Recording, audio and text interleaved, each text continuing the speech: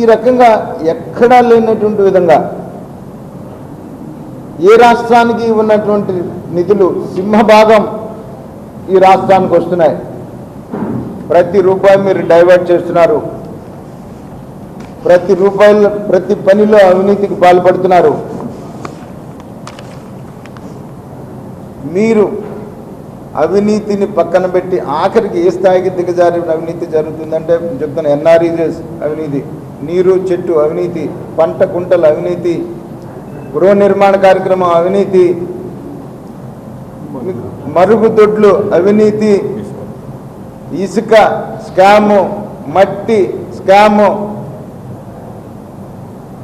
ఎక్కడ అసలు దీంట్లో ఉంది దాంట్లో లేదు అనేటువంటి పరిస్థితే లేదు. ఇరిగేషన్ ప్రాజెక్ట్స్కి అయితే అసలు ఆ ఎస్టిమేషన్స్ ఏంటో, ఆ టెండర్స్ ఏంటో, ఆ స్విస్ ఛాలెంజెస్ ఏంటో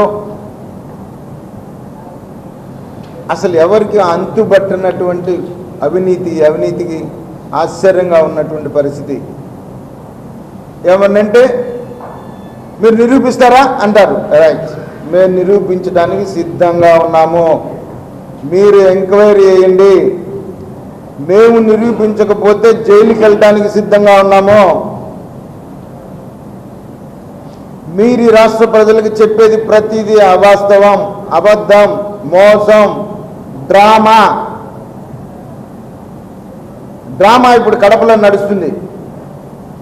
ప్రతి డ్రామాకి screen play, direction, script Chandrababu Naidu garu, దానికి ఒక్కొక్కదానికి పాత్రధారులను ఎదుర్కొంటుంటారు ఆయన. ఇవాళ పాత్రధారి సీఎం రమేష్ అక్కడ. ఈ రకమైనటువంటి డ్రామాలు ఆపండి బ్రదర్, డ్రామాలు ఆపండి. మీరు చేయాల్సింది చేయండి, రండి, మేము ఇవ్వడానికి సిద్ధంగా ఉన్నాము, ఇస్తున్నామని చెప్పిన దానికి నువ్వు ప్రాణత్యాగం చేయటం ఏంటండి? నాకైతే అర్థం కావట్లేదు. ఇస్తామని చెప్పిన దానికి ప్రాణత్యాగం చేయటం ఏంటి? మీరు ఇవ్వాల్సింది ఇవ్వండి, మేము ఇస్తామంటే మేము ఇవ్వాల్సింది ఇవ్వకుండా నేను స్టీల్ ప్లాంట్ కోసం ప్రాణత్యాగం చేస్తాను. నువ్వు ప్రాణత్యాగం చేయనవసరంలా. రాయలసీమ మీద నీకేమాత్రం చిత్తశుద్ధి ఉన్నా అంద్రి నీవా గాలేరు నగిరి ప్రాజెక్టు ఎందుకు పూర్తి చేయలేదని చెప్పేసి అడుగుతున్నా. నీకు రాయలసీమ మీద నీకు అంత చిత్తశుద్ధి ఉంటే అంద్రి నీవా గాలేరు నగిరి దానికి ఎస్టిమేషన్స్ పెంచుకొని ఇదే సీఎం రమేష్ కాంట్రాక్టులు చేసుకొని దాంట్లో అవినీతికి పాల్పడుతున్నారు తప్ప ప్రాజెక్టులు పూర్తి చేశారా? రాయలసీమ మొత్తం కూడా ఈ రోజున అలో లక్షణ అని చెప్పేసి అలాడుతూ ఉన్నారు మంచినీటి సమస్యకి. ఏం చేసినారు మీరు మంచినీటి సమస్య తీర్చడానికి? వాళ్ళది మేము ఇస్తానన్న దానికి నువ్వు ప్రాణత్యాగం చేస్తున్నట్టు ఏంటి? నాకు అర్థం కావట్లా. మీరు చేయాల్సింది చేయండి అండి. మీరు ఏం చేశారు? నేను ఒకటి మిమ్మల్ని అడుగుతున్నాను బ్రదర్, ఈ 4 సంవత్సరాలు ఈ జిల్లాకి ఏం చేశారు? మా జీవితాలు బాగు చేయండి, మాకు వడ్డీలు అవసరంలా, మేము కట్టిన డబ్బులు ఇస్తే చాలని చెప్పేసి చిన్న చిన్న కూలీ పని చేసుకుంటున్నటువంటి మహిళలు. అగ్రిగోల్డ్ మీ అవినీతికి అది ఒక పెద్ద పాముల పుట్ట. సక్రమంగా జరిగేటువంటి అగ్రిగోల్డ్ని వాళ్ళ ఆస్తుల మీద మీరు కన్నులేసి దుగ్గానికి మీరు ఇవ్వలేదని చెప్పేసి దాన్ని ఎన్పిఎల్ కింద నెట్టి ఈ రోజున ఇన్ని లక్షల మంది పేదవాళ్ళని బజారున పడేసినటువంటి పాపం మీది కాదా అని చెప్పేసి నేను అడుగుతా ఉన్నా. నేను మొన్న ముఖ్యమంత్రి గారు లెటర్ రాసినాను. మొత్తం అగ్రిగోల్డ్కి సంబంధించినటువంటి బాధితుల తరపున మేము పోరాడతాం, అవసరమైతే ఈ బాధితుల్ని కేంద్ర ప్రభుత్వం ఇంటర్వెన్షన్ కూడా కావాలని కోరతామని చెప్పేసి అని అడిగినప్పుడు నా దగ్గరికి ఆ జేఏసీ వాళ్ళు వచ్చినప్పుడు నేను ఉత్తరం రాశాను ముఖ్యమంత్రి గారికి. అయ్యా ఇట్లా మీరు నేనేది ఆక్షన్ వేస్తాను కొనమంటే రారు, వాళ్ళ సమస్య పరిష్కారం కాదు, కాకుండా ఉండటమే మీకు కావాలి. మీకు నిజంగా చిత్తశుద్ధి ఉంటే ఆక్షన్ కాదు, మీరు మార్కెట్ రేటుకి అగ్రిగోల్డ్ ఆస్తులన్నీ ప్రభుత్వం నుంచి కొనియండి, కొనిచ్చి అగ్రిగోల్డ్ బాధితులకు న్యాయం చేయమని చెప్పేసి నేను లెటర్ రాయటం జరిగింది. ముఖ్యమంత్రి గారు దాని మీద స్పందించమని అడుగుతున్నా. ఇస్తానన్న స్టీల్ ప్లాంట్ గురించి మీరేం ప్రాణత్యాగం చేయాల్సిన అవసరంలా. మీరే ఎందుకు ప్రాణత్యాగం చేస్తారండి? మీరేమో దీక్షల పేరుతో ప్రజల సొమ్ము 100 కోట్ల రూపాయలు ఖర్చు పెడతారు.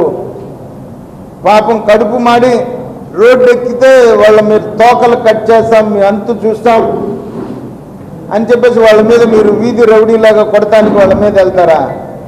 మీరు దీక్షలు చేయొచ్చు ప్రజల సొమ్ముతో. ఏ దీక్షకైనా కూడా మీరు చేసేటువంటి ఖర్చు పేదవాడి మీద ఖర్చు పెడితే వాళ్ళ జీవితాలు బాగుపడేటువంటి పరిస్థితి. మీరు పార్టీ తరపున కార్యక్రమం తీసుకోండి, దీక్షలు చేసుకోండి, మీ పార్టీ సొమ్ము ఖర్చు పెట్టుకోండి. ప్రజల సొమ్ముతో మీరు దీక్షలు 100 కోట్ల రూపాయల దీక్షలకు ఖర్చు పెడతా మినిమం వేజ్ అడిగినందుకు ఇది చట్టం. మినిమం వేజ్ ఇంప్లిమెంట్ చేయాల్సిన బాధ్యత ప్రభుత్వాన్ని. ప్రభుత్వాన్ని ఎవరిని అడుగుతారండి? ప్రభుత్వాన్ని అడగటానికి వస్తే వాళ్ళ మీద కొడటానికి వెళ్తారా మీరు? అమాయకులు, వెనకబడిన తరగతుల వాళ్ళు అనేటువంటిదే కదా మీ ధీమా. మీకు పేదవాళ్ళంటే గౌరవం లేదు. మీరు మాట్లాడతారు, మనం దళితులతో పుట్టాలని కోరుకుంటామా అంటావు మీరు. ఒకసారి వెనుకబడిన తరగతుల వాళ్ళు జడ్జిలుగా పనికిరారని చెప్పేసి ఉత్తరం రాస్తావు. వాళ్ళు చేతి వృత్తుల పని వాళ్ళు మాకు మినిమం వేజెస్ దొరకట్లేదని చెప్పేసి నీ దగ్గరకు వస్తే నువ్వు ఒక వీధి రౌడీలాగా ఎగబడి కొడటానికి ప్రయత్నం చేస్తావు. ఒక ముఖ్యమంత్రి లాగా నీ చుట్టూ గన్మన్లు పెట్టుకొని. ఒక ఆయన ఆర్టీసీ చైర్మన్ వెళ్ళి అడుగుతాడు, ఆయన బాధ్యత ఏంది? టికెట్ కొన్నావా లేదా, టికెట్ ఉందా లేదా చూడాల్సిన బాధ్యత. అరే నీ కులం ఏందిరా అని అడుగుతాడు ఆయన. ఏంటండి ప్రభుత్వం నడుపుతున్నారా? రాజరికం నడుస్తుందా? ప్రజాస్వామ్యంలో ఉన్నామా మనం? ఒక అటవీ న్యాయం జరుగుతుంది తప్ప ప్రజాస్వామ్యంలో ఉన్నామనేటువంటి భావన ఈ రాష్ట్రంలో లేదు. పూర్తిగా ఈ రాష్ట్రంలో మానవ హక్కులకే భంగం కలిగినటువంటి పరిస్థితి. Hello, this is your Nandu. Please do subscribe to New Waves Media. ఇలాంటి మరిన్ని మంచి వీడియోలు కావాలని కోరుకుంటున్నారా? అయితే పక్కనే ఉన్న గంట సింబల్ను క్లిక్ చేయండి. అలాగే సబ్స్క్రైబ్ చేయండి.